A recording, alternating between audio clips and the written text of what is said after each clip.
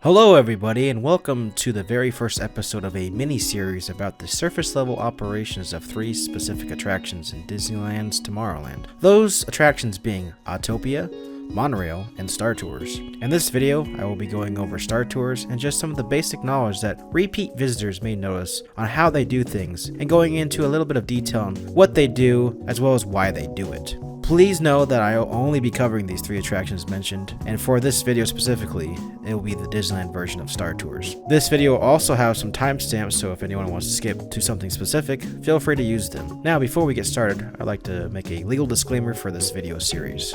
This video is intended solely for entertainment purposes, as information may not be completely accurate as rules and regulations change every day at the park. Its purpose is to provide insight into surface level operations of these attractions for those seeking information. It is important to clarify that this content is not endorsed nor officially recognized by the Walt Disney Company. It is imperative to emphasize that the creation of this video series is a personal endeavor and conducted outside any professional responsibilities within the company. There exists no formal association between this video series and the Walt Disney Company. Furthermore, it is crucial to acknowledge that the information presented in this video represents my own perspectives and comprehension of the attractions based on my own experience and observations.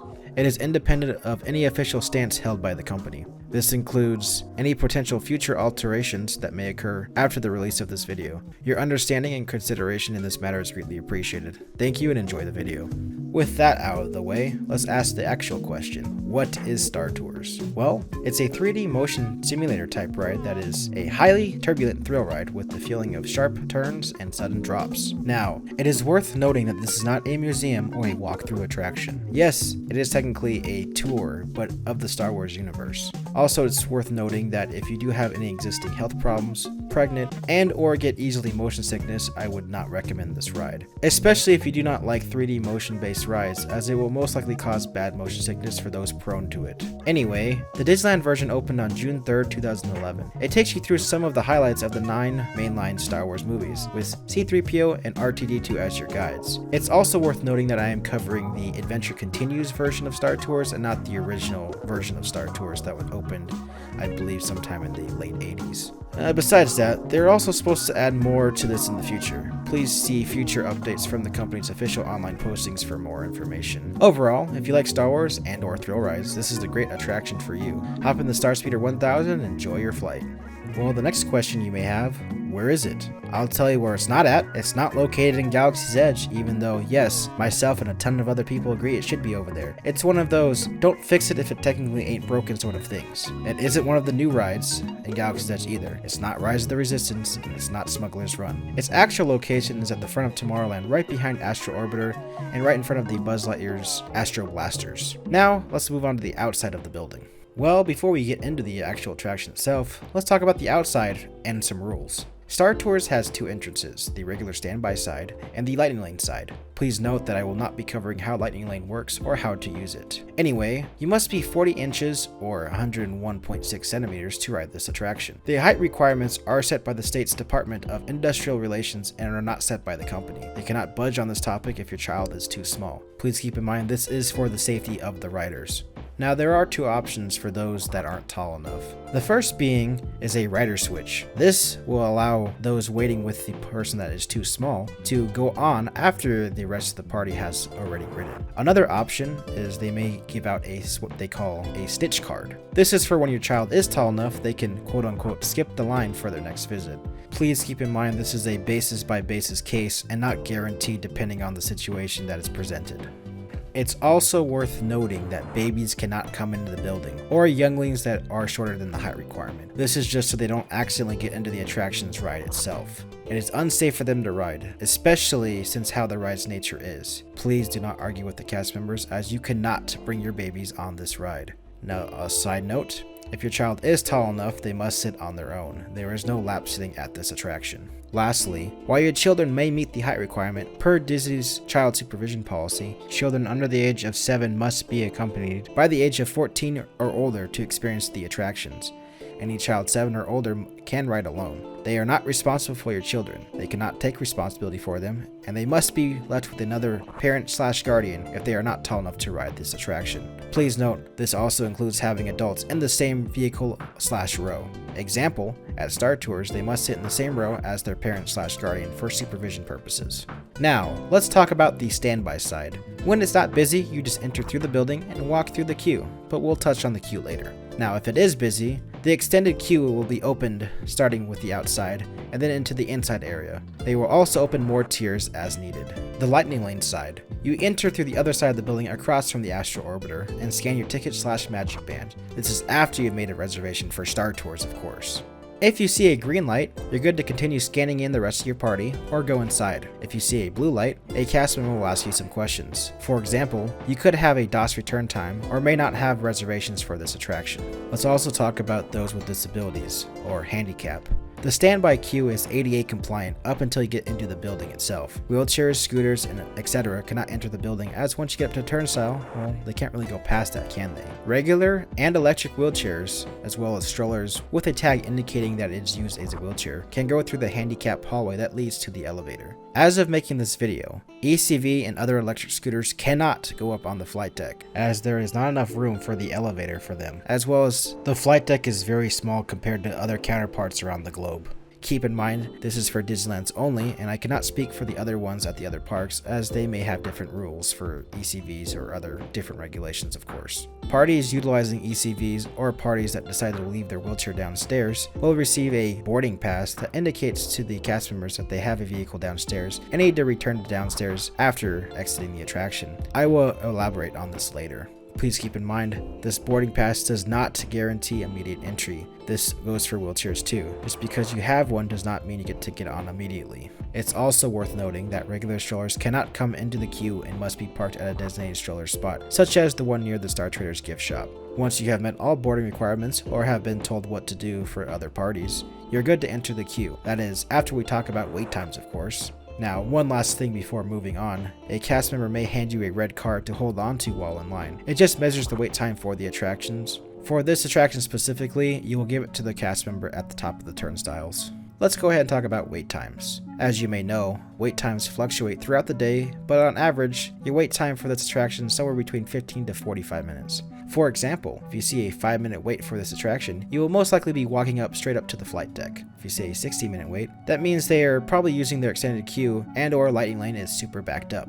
It's also worth noting that wait times are just estimates and could be either shorter or longer than the posted wait time. This is especially true if a 10-minute wait is posted and a post-parade rush comes in. This time may not have been updated by then. Another thing to keep in mind is Lightning Lane always takes priority over standby. I can't tell you the exact numbers they use, but just know the shorter their wait is, the less they will pull from that side. But the more their wait is, the more they will pull from that side. If you ever see the Lightning Lane shooting past the scanners and going past the Plaza Inn, you will probably be waiting a while on the standby side. Another note is that Lightning Lane does not guarantee immediate boarding, and usually cuts down roughly about half of what the posted standby wait time is, from what I've noticed. Wait times are also factored by downtimes for how many cabins are running. At the time of filming this, one of the 4 cabins was under refurbishment, so wait times were a bit longer due to this. The more cabins they lose, the longer the wait time will be. Obviously, if they lose all 4, the attraction will temporarily close. Please keep in mind of show/parade times and general guest patterns. From my observations, wait times will most likely be a walk-on at park opening, during parades/fireworks, and close to the park closing. This obviously can change depending on the availability of nearby attractions, as well as what day you go on. Obviously, it's going to be busy on a holiday, especially during big holiday seasons. Lastly, they do not offer a single rider line at this attraction at the time of writing this and recording this. Now onto the queue. Once you enter the building, you are greeted by a big old TV screen displaying the theming of this ride. It ranges from flight arrivals and departures to advertisements for what plans you can go to. You will also see the thing that you'll be flying in. This is also the first waiting room for both standby and Lightning Lane. It's also neat to see all the different Star Tours lore while you're in this room. This room also sets up the theming for the rest of the ride. For example, C-3PO will mention that there's a rebel spy somewhere in the building, and I will touch on that later. As you get to the end of this room, you're met by a cast member who merges you into 2 separate lines. These 2 lines are a merging point and are no longer considered standby or Lightning Lane. You're divided up by 2 cabins, either on the left or 2 cabins on the right hand side of the flight deck, also known as the A, B, and C, D sides. You will enter what they call the luggage room. You're greeted by a little robot scanning luggage like the TSA but in space. Now take off your shoes. Hahaha, I kid. There's also a subtle nod to the original Star Tours pilot on the other side. Once you make your way up, you are scanned by a robot that sounds a lot like a certain character. Hey Peter, don't forget to grab your flight glasses around the corner. That's my bad Joe Swanson impression. Anyway, they will be on the left or right hand side depending on which side you are on. They are also required for flights or else you won't be able to see because it's a 3D simulator ride. The flight deck. Before coming up here, you're stopped by some turnstiles and some cast members that are counting passengers in. There are little counters that they can see that shows them how many passengers they can or need to send in. It starts with 40 and where it counts its way down as that's how many passengers can fit into a cabin. They normally count in about 32 to 35 so they can find smaller parties to fill in the gaps. They are also just sending you to cabins, and all the cabins are the same. They are programmed the same and have the same randomization pattern. Also, please note, those looking a bit on the shorter side, as in those around the height requirement, will most likely be rechecked one last time before entry. You will either get told to go to gate A, B, C, or D. Once told a gate, you will walk down and be greeted by another cast member who will tell you what row to stand in. At the time of filming this, they have dots on the floor for each row. Please stand on your own dot next to your party as best as you can. The flight deck is very small, and there are more passengers, or cast members, trying to get by, so they ask you to stand on those dots so there's more hallway space for those passing by, especially other passengers. Handicap and or other parties that came with the elevator will wait on the wall in front of gate B. They wait there, and someone will help them out momentarily, as well as get them some glasses. Don't wait in front of the elevator, as more passengers will be coming up or leaving. Scooch all the way down the wall.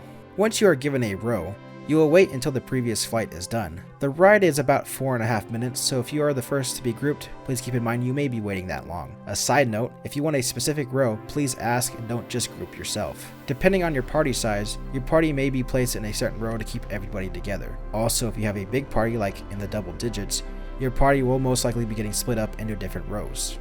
Let's talk about the grouping process. There are 5 rows and a certain number of seats in each row. 40 passengers per cabin divided up as follows. 8, 8, 7, 8, 9. AB side row goes 1, 2, 3, 4, 5, and the CD side row goes 5, 4, 3, 2, 1. When filming this, I was placed into gate C and placed in row number 1. This row has 9 seats. It's also the very back row for this side of the platform. Now, stay behind the yellow line and wait until the doors open. Once they open, you are good to go unless instructed not to do so. For example, the row closest to the console may have a handicapped party exiting out that way, so a cast member will tell you not to head in yet as they exit. This will be the first row on the A and B side and the 5th row on the CD side. Now, you're ready to ride. Walk all the way down to the very last seat, that's available of course, and sit down and buckle up. Reminder, there is no lap sitting and everyone must be in their own seat. You can also store baggage or other loose articles under your seat.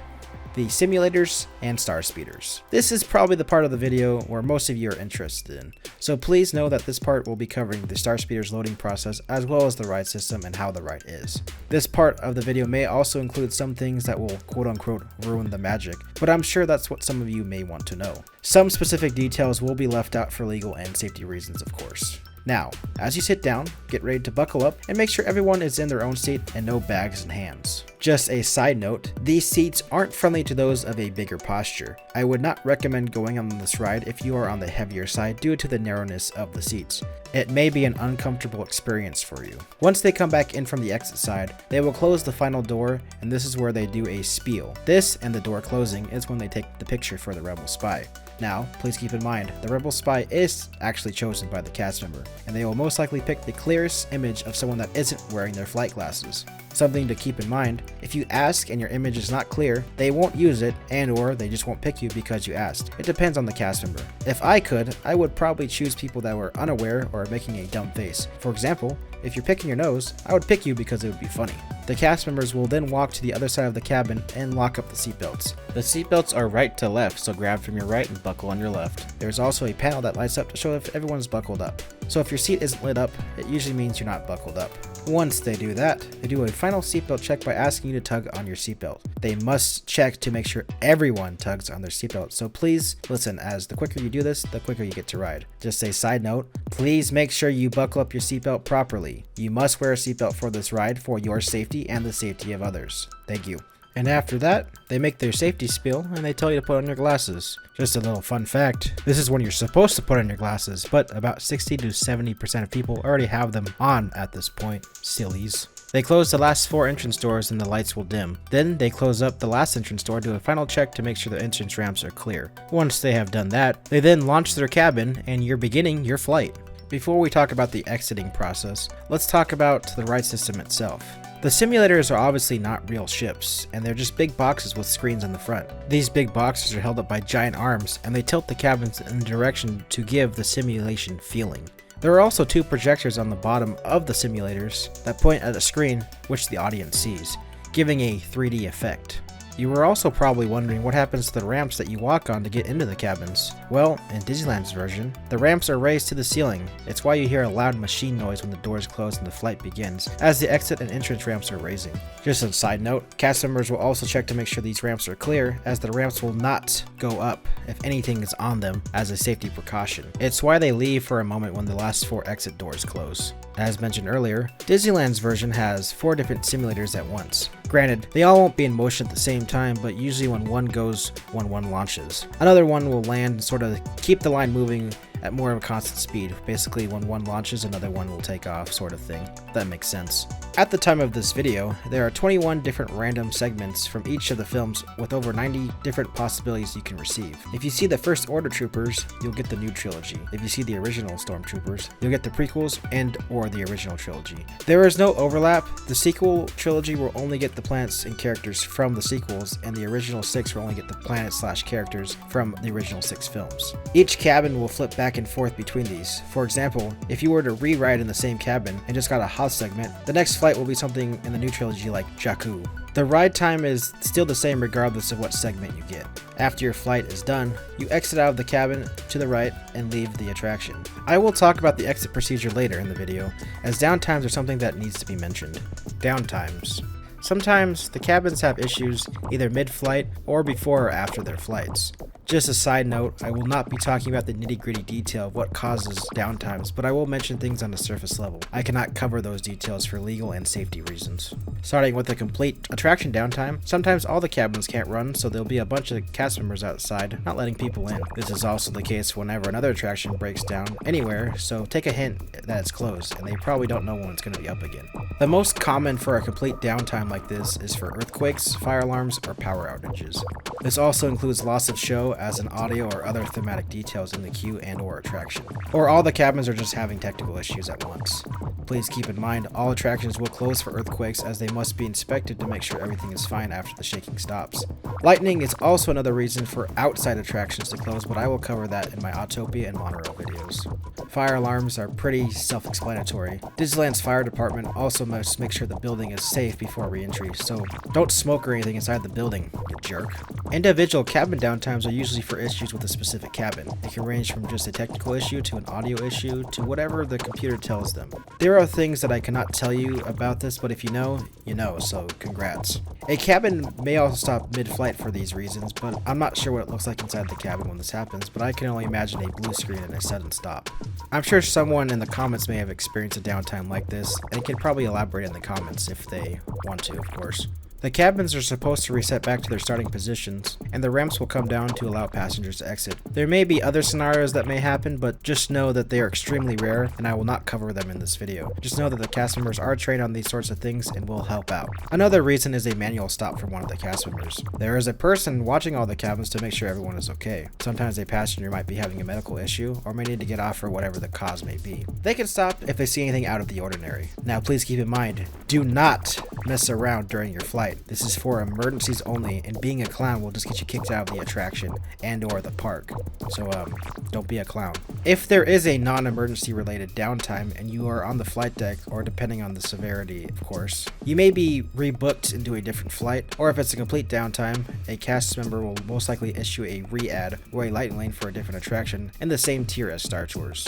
Just a quick note on this, you can use this anytime during the day at any attraction that is in that tier. The Disneyland app will tell you exactly where where you can use it, but as an example, you could go back and use it later at Star Tours during that day, or you can use it at a different attraction like Autopia or Buzz Lightyear, just as an example. Now, let's go back to exiting the attraction. Exiting the attraction is pretty self-explanatory. You exit out of the cabin and walk down the ramps to leave the building. The only difference is that you'll turn your flight glasses in one of the provided bins. Don't worry, they're not throwing them away. A cast member will take the glasses out and take them backstage where they have a big machine that is designated to clean those glasses. Please make sure when you exit out, you head down the ramps, not out one of the emergency exit doors. There are also benches out here in case you exited while your party rode. You can wait for them out here as well. There are also water fountains if need be, as well as the animal cage for service animals. Service animals cannot ride this attraction, so they will be kept in the cage until their owner retrieves them. A cast member at the exit position will guard your service animal, make sure no one touches them. As you exit, you make your way into the gift shop, like all rides do. You end up in the Star Traders gift shop. It's a bunch of Star Wars stuff and other Tomorrowland/Disneyland merch you can grab. If someone in your party didn't go into the building while the rest rode, you can always meet them up here in this gift shop. Also, the handicap exit, they can either head through the cabin back with their wheelchairs and head down the exit ramps with everybody else, or they can go back through the entrance side if they left their electric scooter downstairs. Final thoughts. Star Tours is a great ride to go on, especially if you like Star Wars. It's fun and it's rewritable due to the randomization of each show scene. Now that you know some of the surface level operations, hopefully you can understand how cast members keep this attraction running throughout the day, and you can understand exactly how they do things here. Thank you for watching this video. I have 2 more attractions I will be covering. The next episode will be on Autopia. If you enjoyed the video, feel free to share it around to friends and family. Also, if you want to support the channel, please check out some of my other content. Thanks again for watching, and I'll see you in the next episode.